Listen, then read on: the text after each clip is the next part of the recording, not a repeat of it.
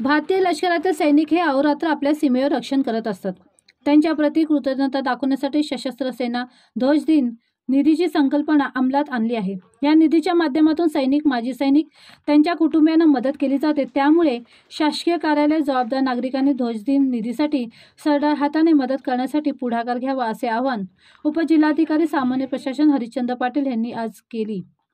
सशस्त्र सेना ध्वज दिन 2024 निधी संकलनाचा ठाणे जिल्ह्यातील शुभारंभ कार्यक्रम ठाणे जिल्हाधिकारी कार्यालयातील जिल्हा नियोजन समिती सभागृहात पार पडला। यावेळी उपजिल्हाधिकारी श्री पाटील बोलत होते।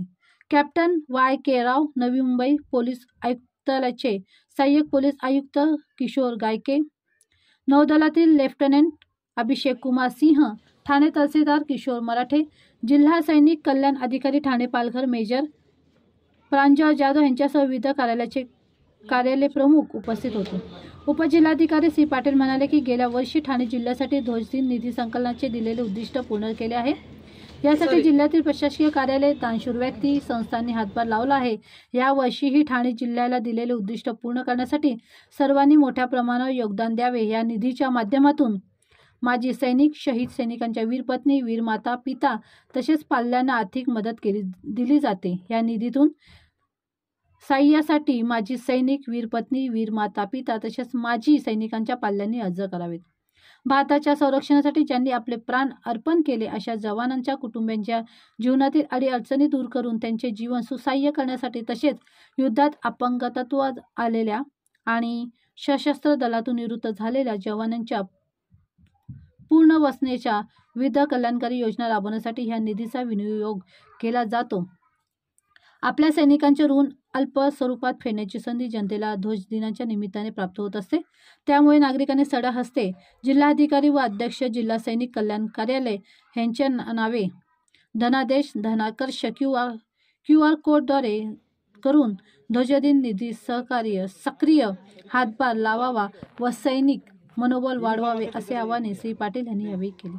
माजी सैनिकांच्या कल्याणकारी कार्यक्रमासाठी संपूर्ण देशात 7 डिसेंबर हा दिवस ध्वज दिन म्हणून पाळण्यात येतो व त्यानिमित्ताने 7 डिसेंबर ते पुढील वर्षाच्या नोव्हेंबरपर्यंत निधी गोळा केला जातो। या निधीच्या निमित्ताने जिल्हा सैनिक कल्याण कार्यालयाने आयोजित केलेल्या कार्यक्रमात ध्वज दिन निधी संकलनास प्रारंभ झाला।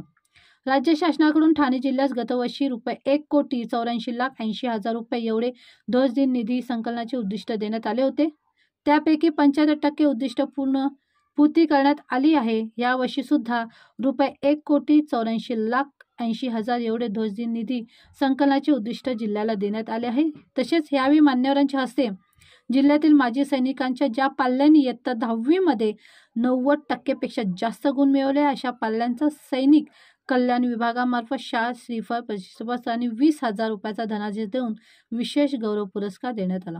यावेळी ध्वज दिन निधी संकलनात उत्कृष्ट कार्य केलेल्या संस्था, व्यक्तींचा सत्कार करण्यात आला। तसेच माजी सैनिकांना कल्याणकारी निधीचे वाटप करण्यात आले। मेजर श्री जाधव यांनी प्रास्ताविकात ध्वज दिन निधी संकलनाची पार्श्वभूमी सांगून ठाणे जिल्ह्याने केलेल्या कार्याची माहिती दिली। यावेळी ध्वज दिन निधी संकलनात ठाणे जिल्ह्याने केलेल्या कार्याचा गौरव म्हणून सैनिक कल्याण मंडळाच्या वतीने देण्यात आलेल्या स्मृतिचिन्ह श्री पाटील यांच्या हस्ते जिल्हा सैनिक कल्याण अधिकारी मेजर जाधव यांच्याकडे सुपूर्द करण्यात आला। अनेक कार्यालय व संस्था यांचा मोलाचा वाटा आहे।